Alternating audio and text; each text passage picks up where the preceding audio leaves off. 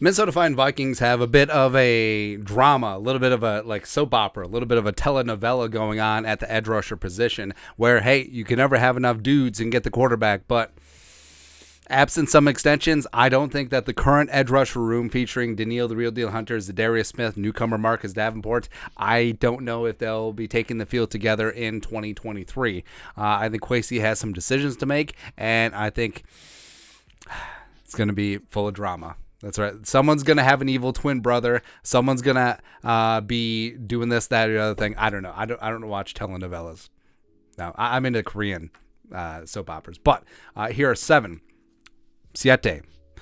predictions for what's going to happen in the Vikings edge rusher room this offseason and into next season. Number 1, Danielle inks a 3-year extension. Now, I'm knocking on all the wood. Again, this may be more hope than prediction, or maybe projection over prediction, but Danielle is a stud, man. And he's proven he could stay healthy, coming back from a herniated disc in his neck that cost him the 2020 season, and he's still a monster. He can still get after it. He had a much better second half of the season last year as he transitioned to more of a stand-up 3-4 outside linebacker. Even though he does turn only 29 in October, I think that he's firmly in his prime. And Kwesi, from his time in Cleveland, Myles Garrett, time in San Francisco with Bosa, he understands the effect of having that game-changing, game-wrecking edge rusher, and Danielle is still that, right? So I think that cooler heads will prevail. He's due to make $4.9 million this year. That ain't going to happen. So either they have to extend him or trade him. I think they'll get something done. And also, this extension would allow Danielle to get paid again if and when he stays healthy after a couple more productive seasons. So make this happen. And also, I think Flores is going to carve out a niche role for him. Maybe not all stand up, maybe not all hand in the dirt, but someplace where 99 can always be a problem for opposing offenses. Next up, prediction number 2 on the edge. Za'Darius gets traded for a 4th-round pick. So now, 3rd? Wait, no, hold on. What's our thing again? There you go. 3rd round pick. Now, Za'Darius does turn 31 in September, but he can still get it. And again, when he's healthy, he was playing at a defensive player of the year level. And I think a team will gamble on that, where maybe they don't get their edge rusher in the draft, or maybe they feel like they're in win now mode. I think that a team would pick up Za'Darius' deal, even though about half of his $9.45 million base salary is already fully guaranteed. The Vikings would save that if they do move him before the start of the season. And again, I think that's what the plan was all along. If they wanted to cut him, they would have had to do it by the 3rd day of the new league year. It didn't happen. And Za'Darius, he's already said the Instagram goodbyes or the Twitter goodbyes. He's already sold his house. He's already done all that shenanigans. So I think that he, again, absent an extension, I don't think that he'll be back. And I think the Vikings can see that they have some trade value for him. And I think that they'll pick up a draft pick, especially since they're bereft of picks right now with only 5 total. Next up, prediction number 3 for the edge rushers.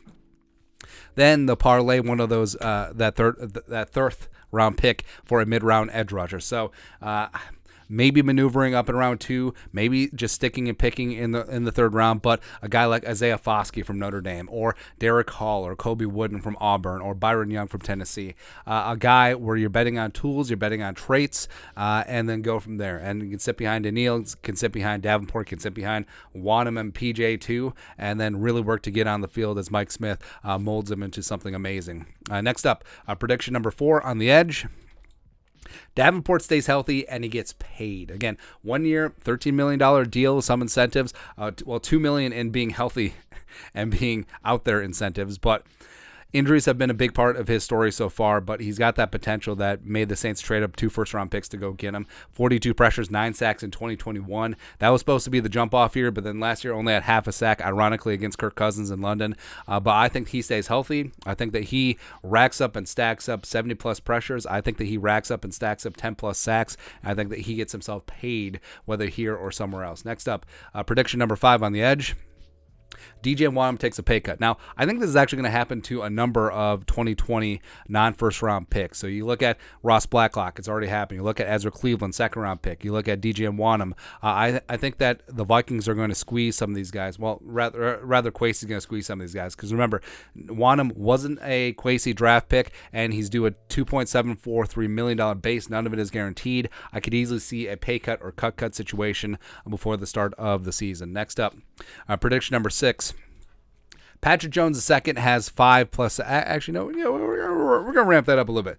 7+ sacks this season. That's right. Where Patrick Jones, second, again, also not a Kwesi draft pick, but PJ2, when given an opportunity last year, he was good, man.